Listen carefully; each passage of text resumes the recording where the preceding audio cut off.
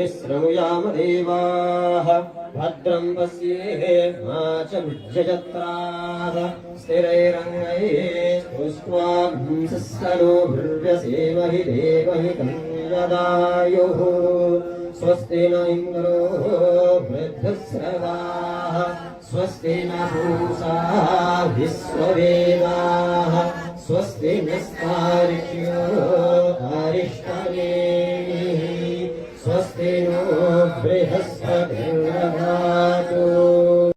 शयनं पद्मनाभं सुरेशं विश्वाधारं गगनसदृशं मेघवर्णं शुभांगं लक्ष्मीकान्तं कमलनयनं योगिभिर्ध्यानगम्यं वन्दे विष्णुं भवभयहरं सर्वलोकैकनाथं यं ब्रह्मा वरुणरुद्रमरुतः स्तुन्वन्ति दिव्यै सत्वै वेदे साङ्गपदक्रमोपनिषदै गायन्ति यं सामगाः ध्यानावस्थिततद्गतेन मनसा पश्यन्ति यं योगिनो यस्यान्तं न विदुःसुरासुरगणा देवाय तस्मै नमः देवाय तस्मै नमः देवाय तस्मै नमः।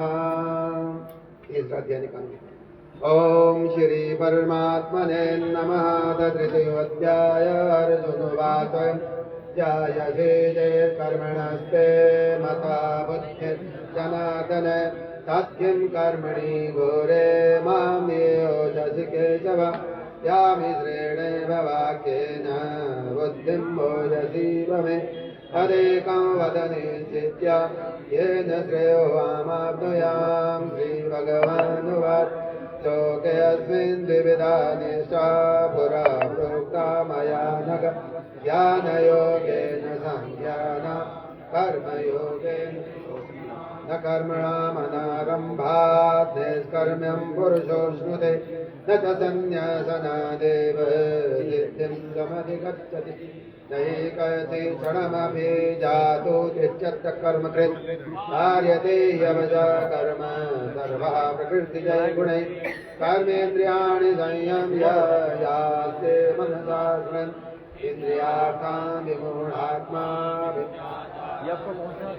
यस्तेन्द्रियाणि मनसा निम्यार्वते अर्जुन कर्मेन्द्रे कर्मयोगं न शक्ता सा विशिष्यते नियतं कुरु कर्म त्वं कर्म जायो कर्मणा शरीर्यात्रा विजते न प्रसिद्ध्येत कर्मणा यज्ञातात् कर्मणोऽन्यत्र लोकोऽयं कर्मबन्धन तदर्थं कर्म कौन्तेय मुक्तसङ्गः ये यज्ञा प्रजा सृष्ट्वा पुरोवाच प्रजापतिः अनेन प्रसविष्यध्वम् एष वो अस्तिष्ठकामधुक् देवा भावयतानि ते देवा भावयन्तु वः परस्परं भावयन्तः श्रेयः इष्टान् भोगानि वो देवा दास्यन्ते ते दत्तान् प्रदायेभ्यो यो भुङ्क्ते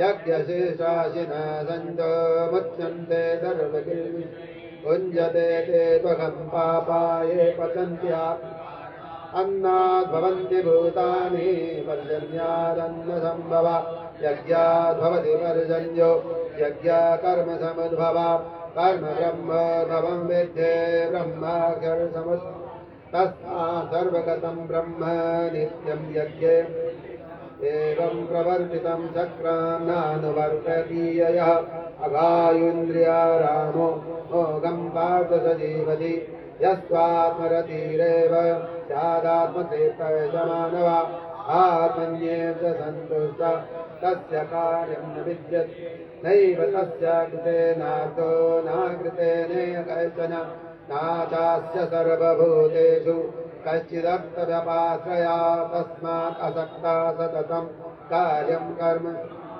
असक्तो याचरन् कर्म परमाप्नोति पुरुषः कर्मणैव हि संसिद्धिम् आस्थिता जनकादया लोकसङ्ग्रहमेवापि सम्पश्यन् कर्तुमर्हसि यद्यत् आचरति श्रेष्ठा तत्तदेवेतरोत् स यत्प्रमाणं कुरुते लोकस्तदनुवर्तते न मे वार्तासि कर्तव्यं त्रिषु लोकेषु ज्ञानवाप्तमवाप्तव्यं वर्तहीकृतकर्म यदि अहं न वरतेयं जातो कर्मण्यतन्द्रिता अहं वर्तमानुवर्तन्ते मनुष्यावत् उत्सीदेयुर्मे लोका न कुर्यां कर्म शङ्करस्य च कर्ता स्यामुपहन्यामि सक्त्वा विद्वान् कर्मण्य विद्वांसो यथा कुर्वन् कुर्यात् विद्वान् तथा सक्तः चिकीर्षो लोकसङ्ग्रहं न बुद्धिभेदं जनयेत् अज्ञानं कर्म दोषे सर्वकर्माणि विद्वान् युक्ता प्रकृते क्रियमाणानि गुणैः कर्माणि सर्वजा अहङ्कारविमूढात्मा कर्ता अहमिति प्रकृतेर्गुणसम्मूढा सज्जन्ते गुण तान् कृतन्न विदो मन्दान् कृत्सन्न भिन्न विचार्ये मयि सर्वाणि सन्न्यस्याध्यात्मचेत निराशि निर्ममो युद्धस्वाभगतच्चरा ये मे मदमिदं नित्यम् अनुतिष्ठन्ति मां श्रद्धावन्तो अनसूयन्तो मुच्यन्ते ये त्वदभ्यसूयन्तो नानुतिष्ठन्ति मे सर्वज्ञानविमूढास्तां विद्धि नष्टान् अचेतसा सदृशं चेष्टते स्वस्याः प्रकृतिं यान्ति भूतानि निग्रह किं करिष्यति इन्द्रियस्यार्थे रागदेशो तैर्नवशमागच्छेत तौ यस्य परिपन्थितौ श्रेयान् स्वधर्मो विगुणा परधर्मा स्वनुचिता स्वधर्मे निधनमश्रेया परधर्मो अर्जुनोवाच अधकेन प्रयुक्तोऽयं पापं चरति पुरुषा अनिच्छन्नपि वार्ष्णे बलादिव नियोजिता श्रीभगवानुवाच काम एष क्रोध एष रजो गुणसमुद्भवा महाशनो महापापमा विद्येन वीयवैरिणम् सोमेन व्रियते बन्धिर्यथा दर्शो मदेन च यतो दुवेन हरितो गर्भा तथा तेनिदमावृतम् आवृतं ज्ञानमेतेन ज्ञानिनो नित्यवैरिणा कामरूप अनलेन च इन्द्रियाणि मनोबुद्धेयस्याधिष्ठानमुच्यते एतैर्विमोह्यते च ज्ञानमावृत्य देहिनं तस्मात् त्वमिन्द्रियाण्यादौ नियम्य भरतर्षभ पाप्मानं प्रजह्येनं ज्ञानविज्ञान इन्द्रियाणि प्राण्याहु इन्द्रियेभ्यः ब्रह्मण मनसस्तु परा बुद्धिः यो बुद्धे परतस्तु सा एवं बुद्धे परं बुद्ध्वा संस्तभ्यात्मानमात्मना जयशत्रुं महाबाहो कामरूपं दुरासदम् ॐ तत्सदिति श्रीमद्भगवद्गीतासूपनिषत्सु ब्रह्मविद्यायां योगशास्त्रे श्रीकृष्णार्जुनसंवादे कर्मयोगो नाम तृतीयोऽध्यायः अथ चतुर्थोऽध्यायः श्री इमां विवस्वते योगं प्रोक्तवानहमव्ययं विवस्वान् मनुविप्राः मनुरीक्ष्वा कवयब्रवीत् एवं परम्परा प्राप्तम् इमं राजर्षयो विदु सकालेन माता योगो नष्टः सैवायं मया ते अद्य योगः प्रोक्तः पुरातनम् भक्त्वासि मे सकाशेति रहस्यम् एतदुत्तमम् अर्जुन उवाच अपरं भवतो जन्म परं जन्म विवस्वता कथम् एतद्विजानीयां त्वमादौ प्रोक्तवान् इति श्री बहूनि मे व्यतीतानि जन्मानि तान्यहं वेद सर्वाणि न त्वं वेत्त अजोऽपि सन्नव्ययात्मा भूतानामीश्वरपि सन् प्रकृतिं स्वामधिष्ठाय सम्भवाम्यात्ममायया यदा यदा हि धर्मस्य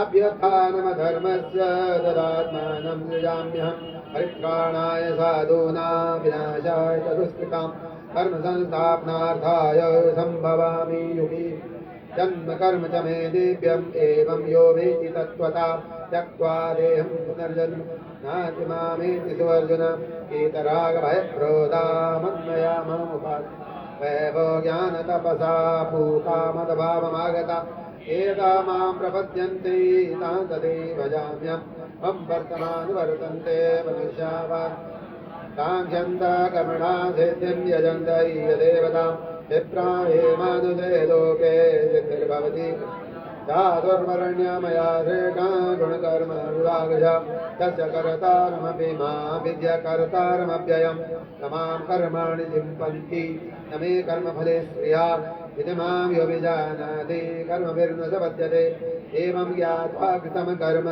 पूर्वैरपि मुमुक्षुभिः गुरुकर्मेव तस्मात् तं पूर्वै पूर्वतरं कृतं किं कर्म किमकर्मेति कविरप्यत्र मोहिता तत्ते कर्म प्रवक्ष्यामि यज्ञात्वा कर्मणो ह्यपि बोधव्यं बोधव्यं चापि कर्मणा अकर्मणश्च बोधव्यं गहना कर्मणो गति कर्मण्यकर्म या पश्येत् अकर्मणि च कर्मया स बुद्धिमा मनुष्येषु स युक्ता कृतन्न कर्मकृत् यस्य सर्वे समारम्भा कामसङ्कल्पवर्जिताः ज्ञानाग्नि तत्कर्माणं तमाहुः युक्त्वा कर्मफलासङ्गा नित्यतृप्तो निराश्रय कर्मण्यभिप्रवृत्त्वापि नैव किञ्चित् करोति स निराशीर्यच्चित्तात् त्यक्त सर्वपरिग्रह शारीरं केवलं कर्म कुर्वन्नातोऽपि किल्बिषं यदृच्छा लाभसन्तुष्टो द्वन्द्वातीतो समासिद्धावसिद्धौ च कृत्वापि न निबध्यते गतसङ्गस्य मुक्तस्य यज्ञायाचरत कर्म समग्रं प्रवृत्ति ब्रह्मार्पणं ब्रह्महविर्ब्रह्माग्नौ ब्रह्मणाहुतं ब्रह्मेव तेन गन्तव्यं ब्रह्म कर्म समाधिना दैवमेवापरे यज्ञं यज्ञेन योगिना पर्युपासते ब्रह्माग्नापरे यज्ञं यज्ञेनेवोपजुह्वति श्रोतादीनिन्द्रियाण्यन्ये संयमाग्निषु जुह्वति शब्दादीन् इन्द्रियाग्निषु जुह्वति कर्माणि च कर्माणि प्राणकर्माणि आत्मसंयम योगाग्नो जुह्वति द्रव्ययज्ञा तपयज्ञा योगयज्ञा तथा परे स्वाध्याय ज्ञान यज्ञाश्च यतयासन् अपाने जुह्वति प्राणा प्राणे पानं प्राणापानगतिरुद्ध्वा प्राणायामम् अपरे न्यदाहारा प्राणा प्राणेषु तव्यप्येत यज्ञविदो यज्ञशब्दकल्मषा यज्ञश्रेष्ठामृतभुजो यान्ति ब्रह्म सनातनम् नायं लोकस्य यज्ञस्य कुतोऽन्य कुरु सत्तमा एवं बहुविधा यज्ञा विदत ब्रह्मणो कर्मजान् विदितान् सर्वान् एवं ज्ञात्वा विमोक्षते येयान् द्रव्यमया यज्ञा ज्ञानयज्ञा सर्वं कर्माखिलं वात ज्ञाने परिसमाप्यते तद्विद्धि प्रणिपातेन परिप्रश्नेन उपदेक्षन्ति ते ज्ञानं ज्ञानिन तत्त्वदर्शिना यद्ध्यात्वा न पुनरमोहं एवं यासि पाण्डवै येन भूतानि रक्षसि आत्मनि अतमयि अपि चेदसि पापेभ्यः सर्वेभ्यः सर्वं ज्ञानप्लवेनैव वृजनं सन्तरिष्यसि यथेधांसि समितो अग्निर्भस्मसात् कुरुते ज्ञानाग्नि सर्वकर्माणि भस्मसात् कुरुते तथा नहि ज्ञानेन सदृशं पवित्रं ये विद्यते तत्स्वयं योगसंसिद्धः श्रद्धावान् लभते ज्ञानं तत्परा सहितेन ज्ञानं लब्ध्वा परां शान्तिं न चिरेण गच्छति अज्ञश्च श्रद्धानश्च संशयात्मा नायं लोकस्ति न परो न सुखं संशयात्मना योगसंन्यस्तकर्माणं ज्ञानसंशयम् आत्मवन्तं न कर्माणि निबध्नन्ति तस्मादज्ञानसम्भूतं हृत्स्नं ज्ञानसिनात्मना चित्त्वेनं संशयं योगम् आतिष्ठोत्तिष्ठ भारत। ॐ तत्सदिति श्रीमद्भगवद्गीतासु ब्रह्मविद्यायां योगशास्त्रे कृष्णार्जुनसंवादे ज्ञानकर्मसन्न्यासयोगो नाम चतुर्थोऽध्याय। श्रीगुरुचरणार्पणमस्तु। श्रीकृष्णार्पणमस्तु। बल भगवान परम प्रभु जी रामलाल जी महाराज की सद्गुरुदेव योगी राजन श्री शर्मन जी श्री सिद्ध गोपा समाई धाम की सांचे दरबार की वृंदावन बिहारी धाम शंकर भगवान हर हर हर हर। हम लोगों ने आपने गीता के तीसरे और चौथे का अध्याय का पाठ किया है। ये दोनों अध्याय कर्म योग से संबंधित हैं। दूसरे अध्याय में भगवान ने समाधिस्थ योगी की बात कही और ये कहा कि कामनाओं को त्याग करके जो ब्राह्मी स्थिति को प्राप्त कर लेता है ब्रह्म निर्वाण मृच्छति वो ब्रह्म पद को पा जाता है, मुक्त हो जाता है। अब अर्जुन के मन में शंका होती है, आप ज्ञान की बात करते हो, मुझे युद्ध करने के लिए कहते हो, दो प्रकार की बात आप कहते हो, मेरी बुद्धि काम नहीं कर रही, तो मेरे संशय का आप निवारण कीजिए। भगवान ने कहा देखो प्रारंभ से ही दो प्रकार की निष्ठा है लोगों की। ज्ञान योगेन सांख्या नाम कर्म योगेन योगी नाम। कुछ लोग तो ज्ञान योग के अनुयायी होते हैं, जन्म जन्म से जिनका अंतःकरण पवित्र है वो ज्ञान योगी हैं, वो स्वतः ही उनका चित्त भगवान में लगा हुआ होता है और इस प्रकार से वो सांख्य के अनुयायी कहे जाते। सांख्य नाम योग का है। और दूसरे कर्म योगेन योगी नाम, भगवान ने का दूसरा उपाय है योगियों वाला, जो कर्म करते करते योग की आखिरी मंजिल तक पहुंचते हैं। सांख्य जो है सबसे प्राचीन दर्शन है कपिल जी का, उसी को बाद में वेदांत की भाषा दे दी, सांख्य को ही वेदांत कह देगा। यहाँ भी भगवान ने वही सांख्य और कर्मयोग और ज्ञान योग और कर्मयोग दो प्रकार की बात कही है, मतलब वही है। तो दो प्रकार की निष्ठा प्रारंभ से ही, दो प्रकार के लोग हैं, दो प्रकार की बुद्धि के लोग हैं। कुछ ज्ञानमय क्षेत्र वाले लोग हैं जो ज्ञानी हैं, परमात्मा को कण-कण में देखते हैं। कुछ अज्ञानी हैं, वो परमात्मा भाव को नहीं रख सकते, इसलिए उनको पहले आत्मशुद्धि करना पड़ेगा, चित्त शुद्धि करना पड़ेगा, कर्म करना पड़ेगा। भगवान कहते हैं कोई भी व्यक्ति एक क्षण के लिए कर्म किए बगैर नहीं रहता। अगर आप कहेंगे मैं तो कर्म करूंगा ही नहीं, कर्म करूंगा तो मैं फंसूंगा उसमें। कोई भी कर्म हम जब करते हैं अच्छा बुरा उसका फल भोगना पड़ता है। आप कहेंगे मैं कुछ कर्म ही ना करूं, चलो मुझे फल भोगना ही नहीं पड़ेगा। भगवान कहते हैं ये बात नहीं। हर व्यक्ति का अपना अपना स्वभाव है, क्योंकि मनुष्य चिंतनशील प्राणी है। जैसे भीड़ उसके दिमाग में है जिस प्रकार की, रजोगुण तमोगुण सतोगुण की, उसी प्रकार से वो चेष्टा करेगा, उसी प्रकार का कर्म करेगा, बिना कुछ कहे ही करेगा, क्योंकि उसका स्वभाव है। सहज कर्म है, सहज मैंने जन्म से जो कर्म हम करते हैं उसको कहते हैं सहज।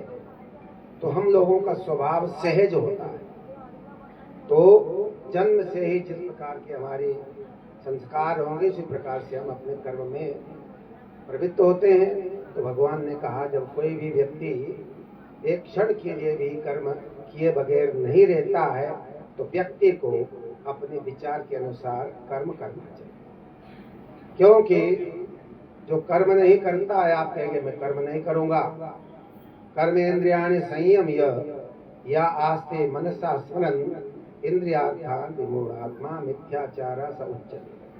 कोई व्यक्ति कहे मैं कर्म नहीं करूंगा, चलो मैं आसन लगा के बैठ जाता हूँ, और बढ़िया से बैठ तो गए, सीधा बैठ करके योगियों की तरह, लेकिन मन तो हमारा भाग गया, संसार में चला गया, बिल्कुल मन टिका ही नहीं, और संसार का चिंतन कर रहा है, विषयों का चिंतन कर रहा है, जो इंद्रियों के विषय हैं, काम क्रोध लोभ मोह, उसका चिंतन कर रहा है, बैठा तो है वो। तो भगवान कहते हैं मिथ्याचार से, वो तो ढोंगी है। अब आप कहेंगे हम भी अभ्यास करते, मन तो हमारे भी भागता है, भागेगा, लेकिन आप तो प्रयास करते हो, मन भागे नहीं, लौटा लौटा के लाते हो। एक आदमी उसको फ्री छोड़ देता है, तो कभी उसको एकाग्र करने का प्रयास ही नहीं, बस उसी में जितनी देर तक बैठेगा वो उल जलूल ही सोचता है, खाली दिमाग शैतान का घर। इसलिए गुरुदेव कहते थे देखो कर्मरत रहा करो, तुम्हारे इतने उज्जवल संस्कार नहीं है, तुम कुछ न कुछ खुरापात करोगे, चार इकट्ठे हो जाओगे तो लड़ते रहोगे, लट्ठे उठा लोगे। इसलिए यदि कर्म करते रहोगे तो सेवा भी हो जाएगी और तुम्हारा मन भी लगेगा मैं गुरु जी का कोई कार्य कर रहा हूँ, क्योंकि ध्यान में तुम्हारी प्रवृत्ति है नहीं, तुम्हारा मन इतना पवित्र नहीं, अंतःकरण शुद्ध नहीं है कि सहज ही तुम्हारा मन में भगवान आ जाए या भगवान का चिंतन कर लो, ऐसा हो नहीं पाता। ये व्यक्ति का स्वभाव है, उसको भगवान की तरफ मन को लगाने के लिए बहुत मेहनत करनी पड़ती है। जिन लोगों ने पूर्व कर्म जन्मों में मेहनत कर लिया है उनके लिए रास्ता सहज हो जाता है, लेकिन जो पिछले जन्म में पशु योनि से आए, पाशु वृत्ति से आए और मनुष्य बन तो गए, लेकिन तमोगुण रजोगुण की प्रधानता है, तो वो उसी प्रकार के कर्म, उसी प्रकार की वृत्ति, उसी प्रकार के विचार वो रखते हैं। इसलिए भगवान कहते हैं ऐसा नहीं, कर्म मनुष्य को अवश्य ही करना चाहिए। कर्म करते करते फिर धीरे धीरे शुद्धि होगी, अंतःकरण की शुद्धि होगी।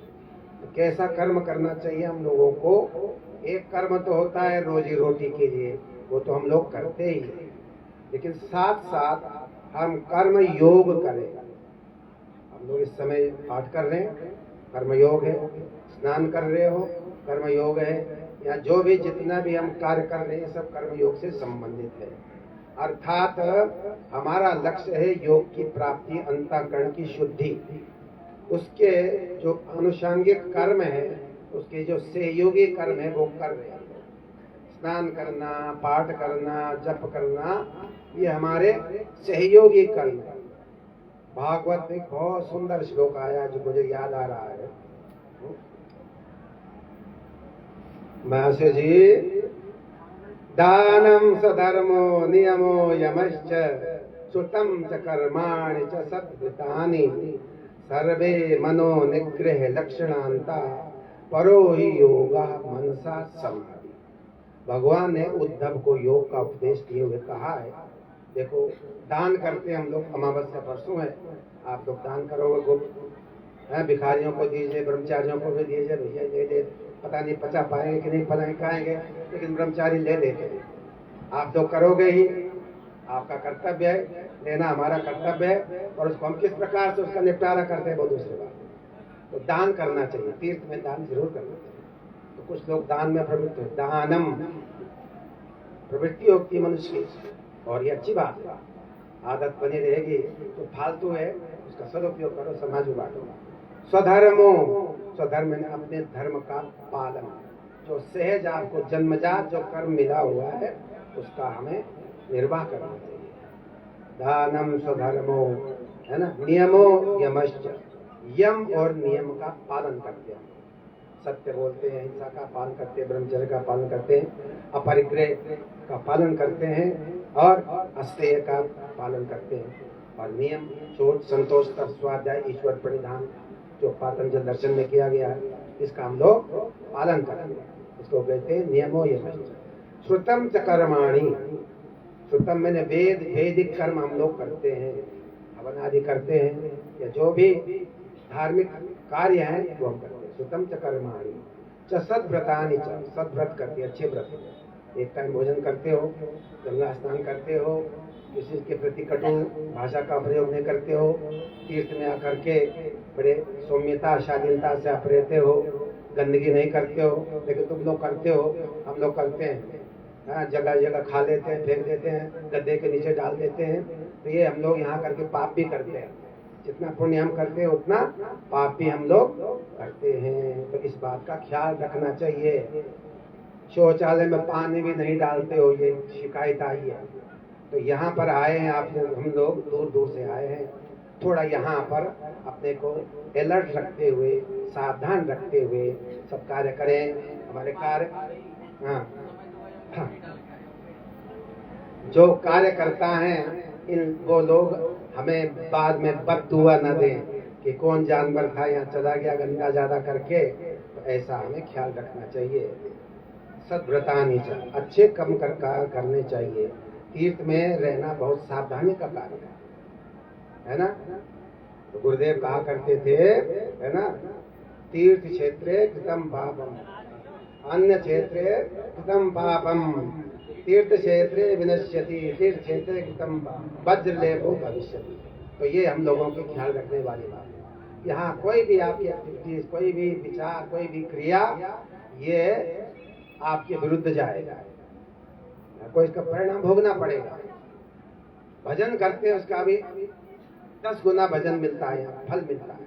जब करो ध्यान बैठ करके, कंपटीशन से करो, वो बैठा तो मैं बैठा हूँ, लेकिन हम देखते हैं कोई नहीं बैठता, बहुत कम लोग बैठते हैं, बस चपर चपर चपर, महिलाओं की तो आवाज ही आती रहती है। यहाँ क्यों आए हैं ये विचार नहीं करते। कुछ लोग तो नए लोग हैं, इनको तो पता ही नहीं है क्यों आए, आ गए अपना दिन काटने के लिए, आपके साथ में आ गए हैं, कोई बात नहीं है। लेकिन जो पुराने साधक हैं उनको भी विचार करना चाहिए। यहाँ हम आए हैं, गुरुदेव यहाँ एक एक महीना रहते थे और गुरुदेव कहा करते थे कि ध्यान में बैठो, ध्यान में बिठाते थे हम लोगों को। यहाँ आने पर हम लोगों को गुरुदेव की याद बार बार आती है, गुरुदेव याद आते हैं।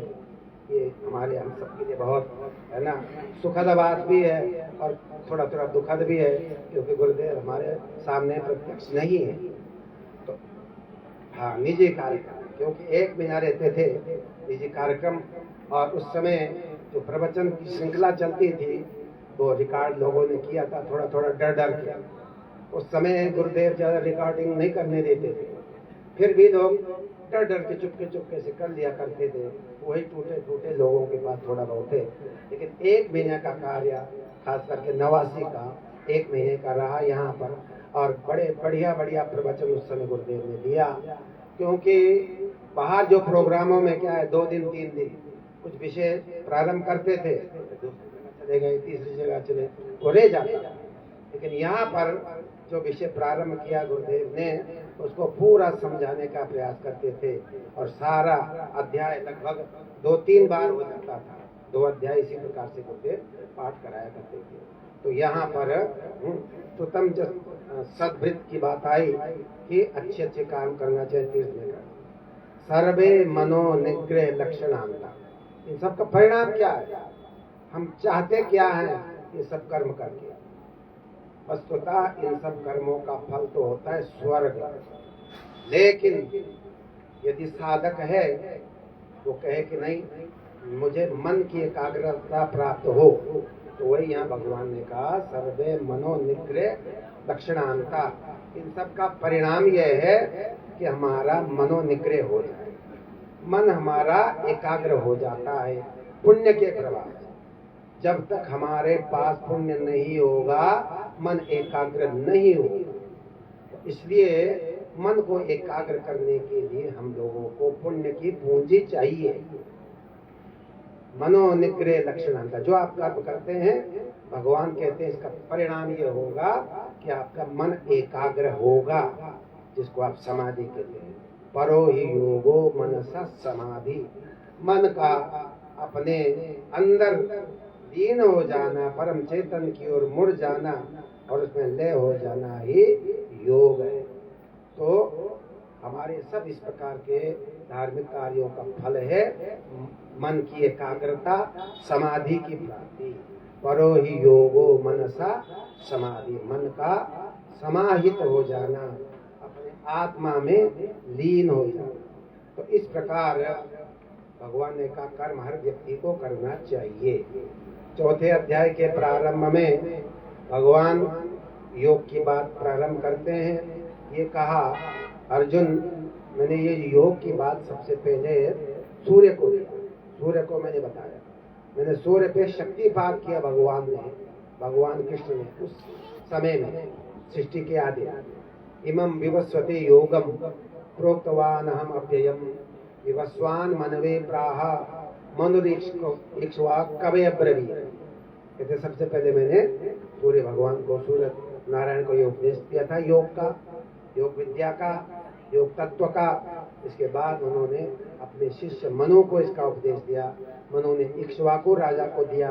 परंपरा से बहुत युगों युगों तक ये परंपरा चलती रही, लेकिन बाद में रजोगुण तमोगुण का साम्राज्य छा गया, युग परिवर्तन हो गया, तो ये योग जो है धीरे धीरे नष्ट प्राय हो गया। और है अर्जुन, अब इस समय उसी योग को मैं तुम्हें बता रहा हूँ।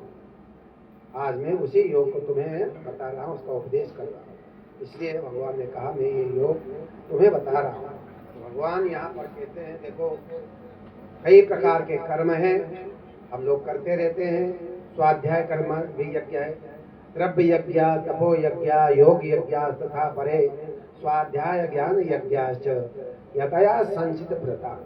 कहते कुछ लोग तो हवन आदि करते हैं, द्रव्य यज्ञ, कुछ तप करते हैं, शरीर को कसते हैं, द्रव्य यज्ञ, तपो यज्ञ, योग यज्ञ तथा परे, कुछ योग यज्ञ करते हैं, प्राणायाम, बंद, मुद्राएं, आसन और ये सब योग। स्वाध्याय ज्ञान यज्ञाश्च, कुछ लोग मंत्र का जप करते हैं, मोक्षदायक ग्रंथों का अध्ययन करते हैं, गीता का पाठ करते हैं, रामायण का पाठ करते हैं, उपनिषदों का पाठ करते हैं। ये होगा आपका स्वाध्याय यज्ञ। और ज्ञान यज्ञ, चर्चा, सच्चर्चा, विचार विमर्श, स्वाध्याय ज्ञान यज्ञाच यतया, ऐसे प्रयत्नशील योगी लोग करते हैं और उनके संशयों का निवारण होता है। इस तरह से करते हैं। तो भगवान ने कहा कि आत्मज्ञान की ओर व्यक्ति को बढ़ना चाहिए, कर्म करते ही रहना चाहिए। जो थोड़ा अज्ञानी है उनको भी धीरे धीरे काम में लगाना चाहिए, एकदम उनको अपने काम से हटाना नहीं चाहिए। बहुत से लोग ऐसे होते हैं, पहले तुम इस देवता को मानते थे, बिल्कुल मतलब फेंक दो। कई ऐसे लोग आए हैं, सब एकदम से फिकवा दिया देवी देवताओं का चित्र या मूर्तियां, ये भी ठीक नहीं है। धीरे धीरे करो, उसका मन अपने आप बदल जाएगा। फेंकना तो अपमान है देवताओं का। इतने दिन तक आपने उनको पूजा, किसी के कहने से आपने फटाफट फेंक दिया। तो ऐसा कई लोग करते हैं। उस चेले, गुरुजी के चेले तो नहीं थे, चेलों के चेले थे। वो कहीं पर गए, उस जेल में गए, राहुल सब फिकवा दिया कि नहीं ये सब कुछ नहीं है। तो इस प्रकार से ऐसा भी नहीं। तो भगवान ने कहा धीरे धीरे, अज्ञानी लोग हैं जैसे कर्म करते हैं उसको धीरे धीरे हटाइए। वहाँ जो कर्म करते हैं पहले कर्म दीजिए, अपना प्रभाव धीरे धीरे जमाइए ताकि वो योग में आए, ध्यान को समझें। जब तक ध्यान को समझते नहीं तब तक वो जो कर रहे हो तो करेंगे ही। उनको एकदम मत हटाइए, बिल्कुल हटा दोगे तो वो कहीं का नहीं रहेगा, धोबी का कुत्ता, न घर का न घाट का। इसलिए आप जो पाठ जप तप इसको करते रहो, धीरे धीरे इधर समझ भी रखो कि इससे फल क्या है। फल ये है ध्यान में बैठने से आपका मन लग जाएगा, अगर मन लगने लगे तो सोचो हम जो कर रहे हैं वो हमारा सही है, और अगर मन लगता ही नहीं भगवान में तो आपका वो सब कार्य करना ज्यादा प्रभावी नहीं है। इसलिए भगवान कहते हैं ये सब करना चाहिए, स्वाध्याय करना चाहिए, मंत्र का जप करना चाहिए। मन हमारा चंचल इसलिए है, हमारे अंदर पापों का ढेर भरा हुआ है, पाप कर्म पाप के संस्कार भरे हुए हैं। इस कारण से भगवान की ओर हम मन नहीं लगा पाते, हमारा मन नहीं जाता है। इसलिए जप करना चाहिए।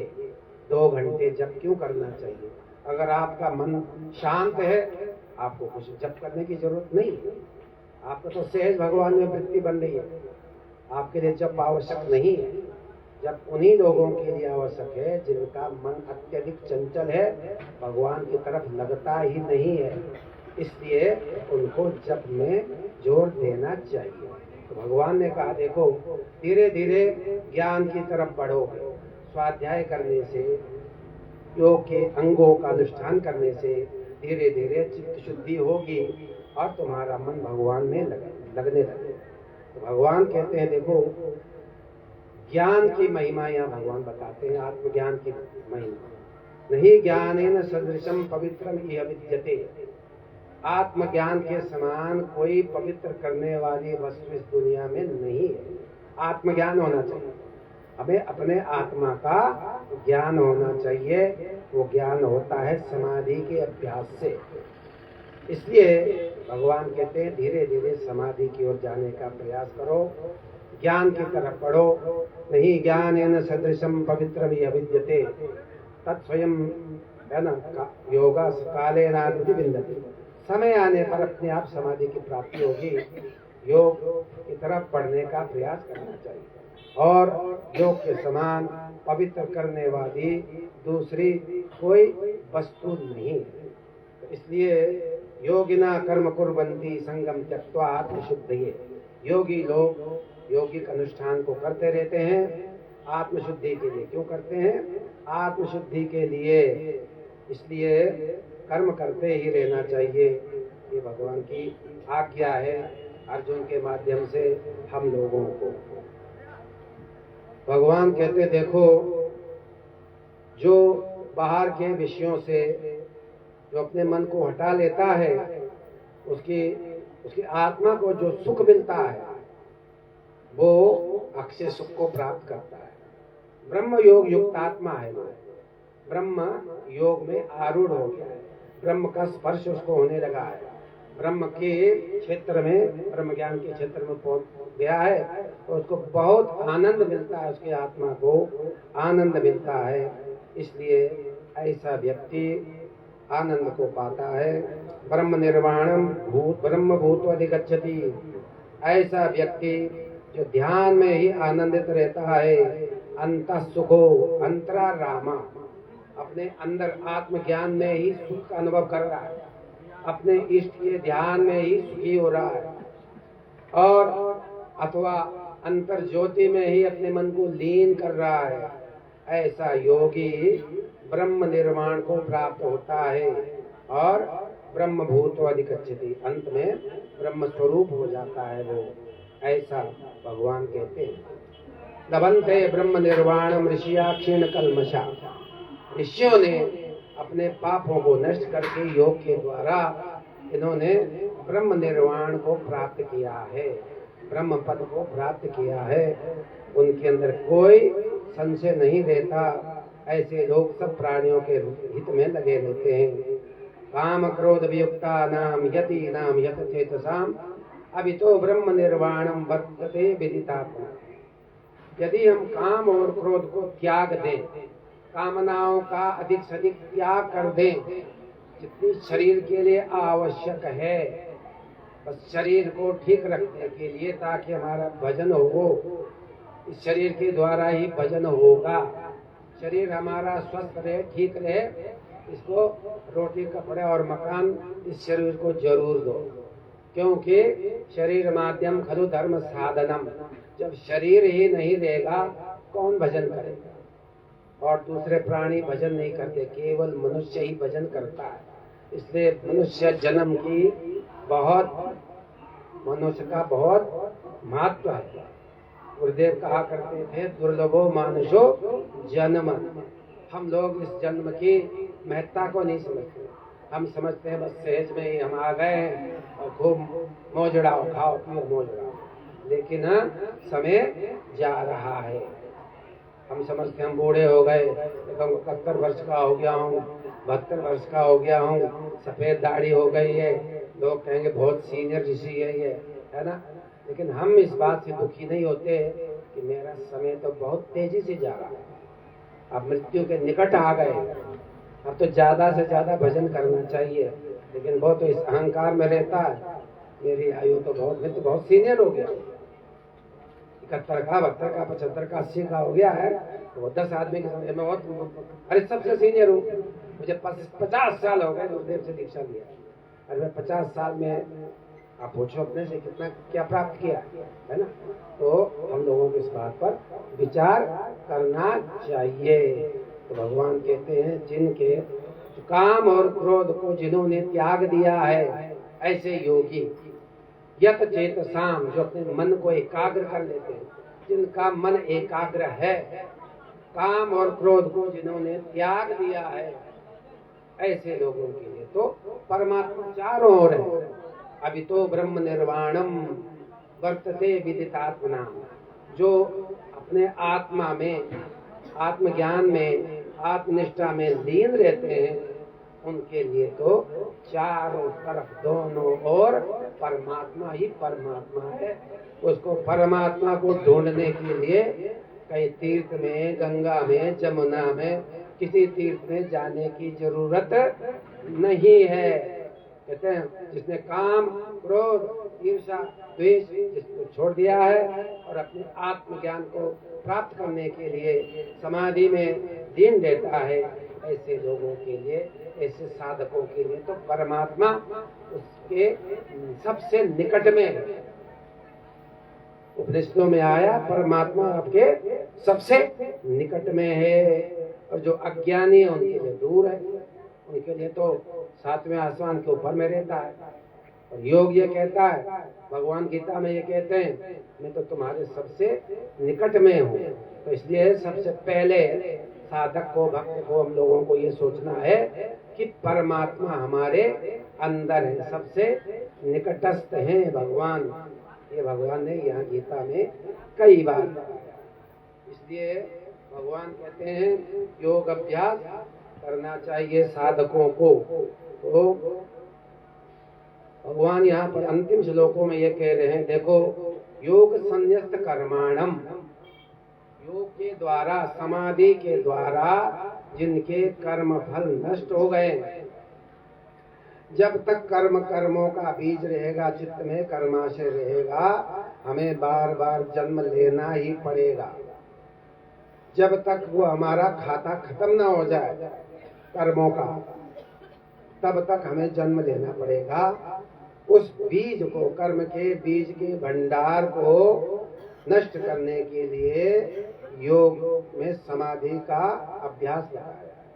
दग्ध कर्माणम तमाहु पंडितम बुधा, ध्यान के द्वारा वो कर्मों का बीज जला दिया जाता है। जो ध्यान की अग्नि है, समाधि की अग्नि से वो दग्ध बीज हो जाते हैं, फिर हमारा पुनर्जन्म नहीं होता है। भगवान कहते हैं योग संन्यस्त कर्माणम, योग के द्वारा जिनके सारे कर्मों का निपटारा हो गया, मैंने कोई कर्म संस्कार चित्त में शेष नहीं है, समाधि से अपने अंतःकरण को अत्यधिक निर्मल कर लिया है, अब कोई कर्म शेष नहीं है। जो शेष भी है तो अपने संकल्प से समाधि में उस कर्म को वो लोग तुरंत मिटा देते हैं। ऐसे लोग ज्ञान छिन्न संशयम, ज्ञान के द्वारा, ध्यान के द्वारा जिनके समस्त संशयों का निवारण होता है। संशयों का निवारण होता है समाधि में। जब हम मन को एकाग्र करते हैं, हमारा कोई संशय नहीं रहता। कोई संशय है भी तो आप गुरुदेव से प्रार्थना करें, मुझे ये संशय है, तो गुरुदेव आपको बता देंगे।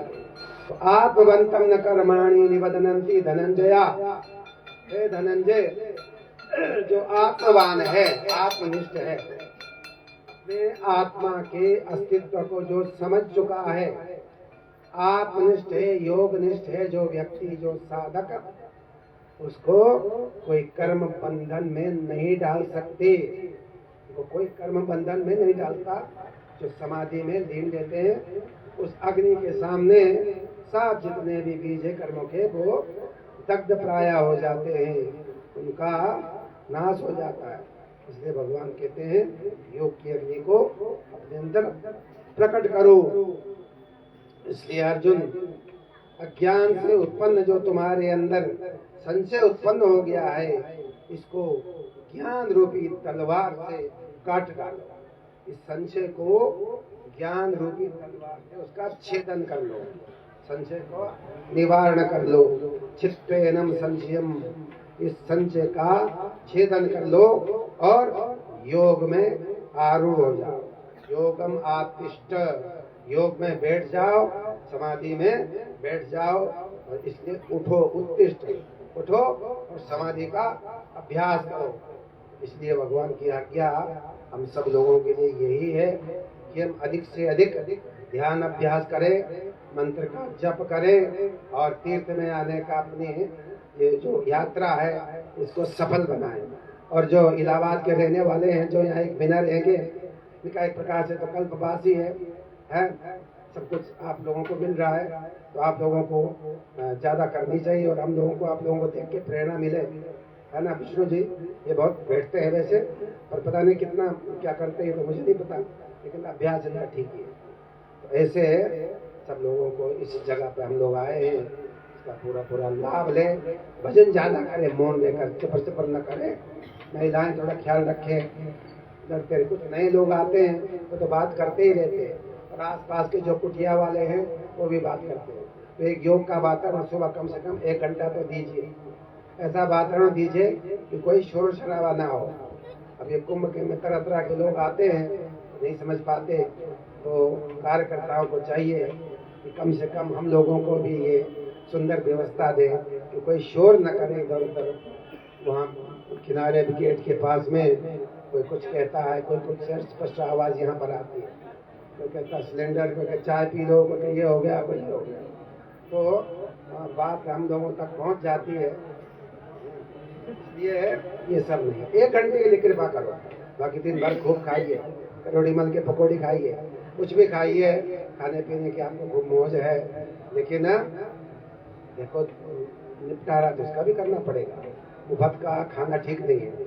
भगवान ने कहा मोघम पार्थ जीवती, हराम की मत खाइए, कुछ करके खाइए, सेवा करके खाइए, झाड़ू पोछा लगाइए, भजन करके खाइए, कैसे ही खाइए, फालतू में मत खाइए। तीर्थ का ये अन्न है, ये थोड़ा काफी कलिष्ठ होता है, इसलिए अपने शरीर को कर्म में लगाए रखो, किसी न किसी प्रकार सफाई करो। ये सफाई करेंगे, परसों काफी गंदगी थी, मैंने कहा देखो सब कचरा फेंक देते हैं आपके आसपास में, कुटियाओं में, कहीं पर भी गंदगी नहीं होनी चाहिए।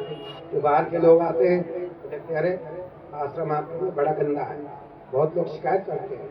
नए नए जो आते हैं, और आश्रमों में है क्या, वो खाने पीने को पकौड़ी शकौड़ी कुछ नहीं मिल रहा आसपास में, बस केवल कुर्सियाँ लगी है और ज्ञान की चर्चा करो। ज्ञान की चर्चा तो है, लेकिन उसमें रुचि लोगों की नहीं। लोगों की रुचि है पकौड़ी में, चाय में, बातों में, तो बताओ हमें फायदा कितना होगा। इसलिए हम लोग अपनी इस वातावरण का फायदा लें। आपको लोगों को जितनी सुविधाएं मिली हुई है, और किसी केंद्र में ये सुविधा नहीं है। हम सब जगह देखते, सुबह सुबह में घूम के आए, कुर्सियाँ लगी हैं, सब कुछ लगा है, लेकिन खाने पीने और बिस्तर की व्यवस्था तो भैया बहुत लिमिटेड है। आओ ज्ञान सुनो, चले जाओ, या तो खाओ भी, सब कुछ यही करो, है ज्ञान सुनो या ना सुनो, कोई आपके लिए कोई बंधन नहीं है, तो सुनना चाहिए। यहाँ जो भी आया है प्रभु जी की लीला अमृत का वो करो, और यहाँ गीता पाठ का आनंद लो, ये हम लोगों का यहाँ पर कर्तव्य है। यहाँ जब हम आए हैं तो कम से कम सत्संग के समय सब लोग यहाँ उपस्थित रहे, ये हमारा कर्तव्य है।